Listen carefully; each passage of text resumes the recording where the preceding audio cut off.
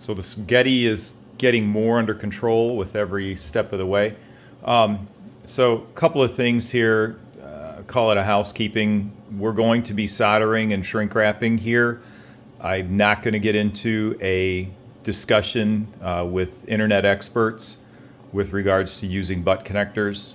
If you've been properly trained on soldering, it's an effective means to build a connection that'll last a lifetime, and then we use adhesive marine shrink wrap over all of our joints, and we're supporting the ends. So one of the things that we do differently also is the kit from bp-automotive.com comes with about 18 inches of lead on the OBD diagnostic port. And typically what they'll do is they'll have you put a ring connector here and then bolt that to the bottom of the metal dashboard in your car.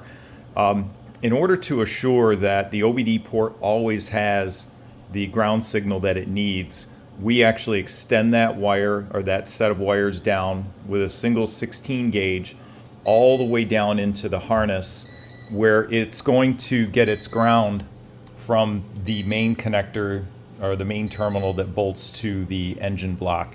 And this way we always know that we've got a great ground at the OBD port and that we don't run into issues with the chassis in the vehicle or the body in the vehicle having grounding issues and thus causing problems at the port.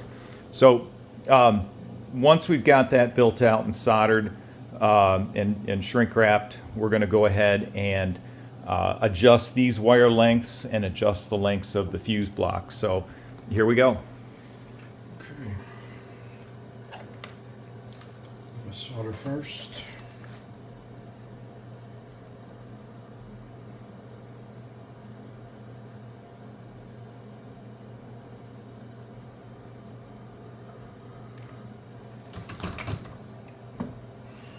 If there's any sharp burr that's sticking up, this is the time where you're going to want to trim it off with your side cutters. Murphy's Law sometimes says that when you go trim it, you'll actually accidentally cut the wire. So you want to avoid, when you're twisting these wires together in what's called a lineman splice, to avoid making sure that when you do solder, the burrs don't pop up. We're using a 3 or 4 to 1 adhesive marine shrink tape or shrink tube. It seals the wire as it's shrinking over it, and it's supporting the wire on the outsides of the solder joint wherever the wire is going to get tucked into the harness. So, and again, not going to argue about solder versus crimp. That's a discussion for everyone else on the internet.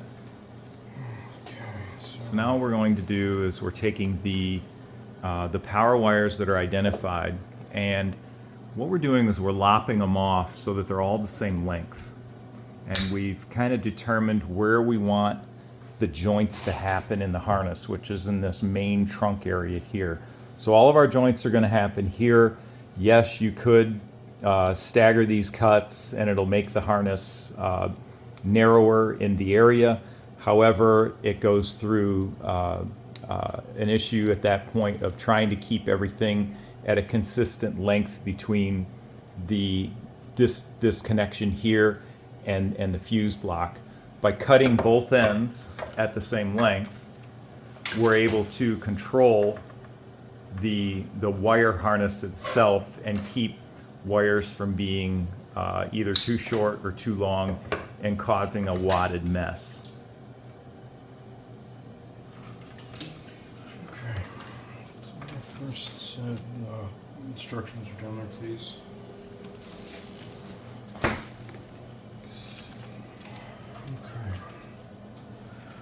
So even though Michael's probably done 200 of these things, we still follow all of our notes, our process notes, and we do have checklists at the end that we run through on everything. We power every harness up, and we test it before it goes on an engine. So now he's pre-stripping all of the fuse block ends, and it's just for the sake of expediency.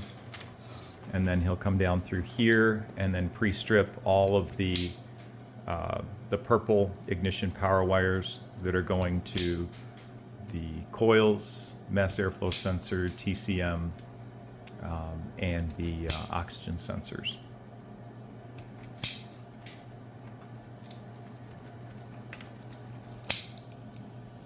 So these strippers are what are referred to as catapult strippers. In the 14 years that I've been building wire harnesses commercially, I've bought two sets of these catapult strippers. They last a very long time, and they're very efficient at what they do.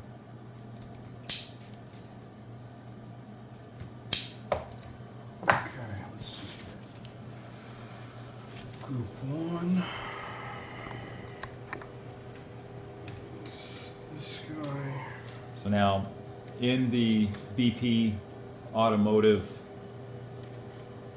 fuse block, what we identified as bank number 1 gets attached to their pink wire with the black stripe. And so we're going to go ahead and, oh, hold on.